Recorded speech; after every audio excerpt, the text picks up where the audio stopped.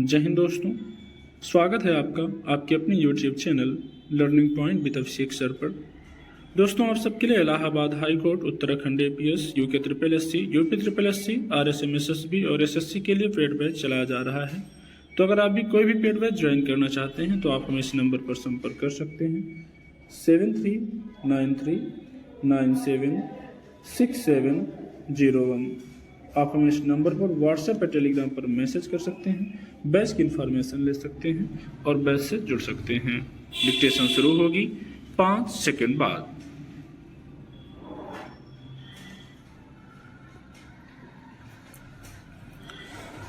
दुनिया में जैसे जैसे आधुनिक तकनीकी का विस्तार हो रहा है, वैसे वैसे रोजमर्रा की जिंदगी में इसका दखल बढ़ता जा रहा है। जो मोबाइल फोन कभी दूर बैठे दो लोगों के बीच सिर्फ बातचीत का जरिया था, आज वह ज्यादातर कामों के लिए बेहद जरूरी होता गया है। अब तो इसके बिना पढ़ाई लिखाई की बात भी अधूरी लगने लगी है।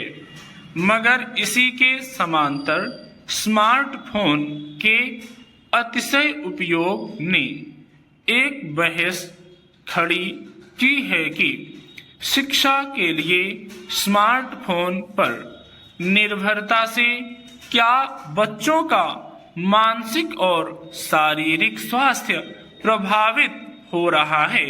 संयुक्त राष्ट्र शैक्षिक, वैज्ञानिक एवं सांस्कृतिक संगठन यानी यूनेस्को की वैश्विक शिक्षा निगरानी टीम के मुताबिक वैश्विक स्तर पर 2024 के अंत तक पंजीकृत कुल शिक्षा प्रणालियों में से 40% ने विशेष कानूनों या नीतियों के जरिए स्कूलों में स्मार्टफोन पर प्रतिबंध लगा दिया है। दरअसल शिक्षा के क्षेत्र में स्मार्टफोन का बहुस्तरीय उपयोग का दायरा और असर शिक्षा प्रणालियों में इसके उपयोग को एक तरह से अनिवार्य बनाए जाने की व्यवस्था से जुड़ा प्रश्न है।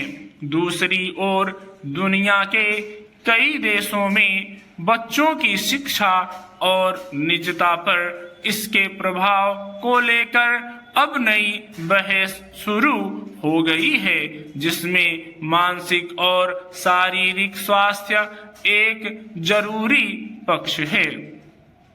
ऑनलाइन शिक्षा कार्यक्रमों के दौरान मोबाइल फोन के उपयोग को बढ़ावा तो दिया गया है, लेकिन जब इस मसले पर समीक्षा की गई तो यह उजागर हुआ कि तकनीक एक सीमा तक कुछ संदर्भों में सीखने में सहायक कारक की भूमिका निभा सकती है, लेकिन जब इसका अत्यधिक या फिर अनुचित तरीके से उपयोग किया जाता है तो इसके विपरीत असर देखने में आते हैं। एक अध्ययन में यह भी पाया गया कि इसके इस्तेमाल की वजह से विद्यार्थियों का ध्यान पढ़ाई से भटक जाता है। इसके अलावा स्मार्टफोन के बेलगाम उपयोग की वजह से मानसिक और शारीरिक स्वास्थ्य संबंधी चुनौतियां खड़ी होती हैं। उससे निपटना एक अलग समस्या बन जाती है। इसलिए जरूरी है कि स्मार्टफोन या अन्य तकनीक के रोजमर्रा के जीवन में उपयोग को लेकर एक सीमा तय हो, ताकि यह सिर्फ सहायक बने, निर्भरता और नुकसान का वाहक न बने।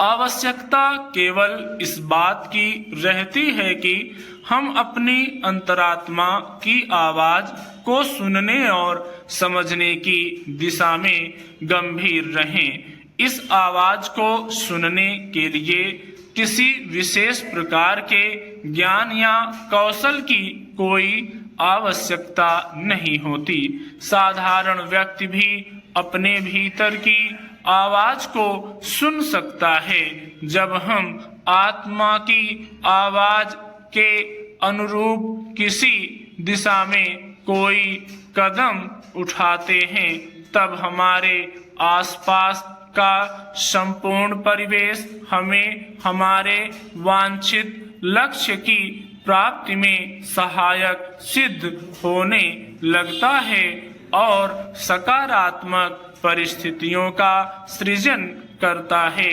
स्टॉप।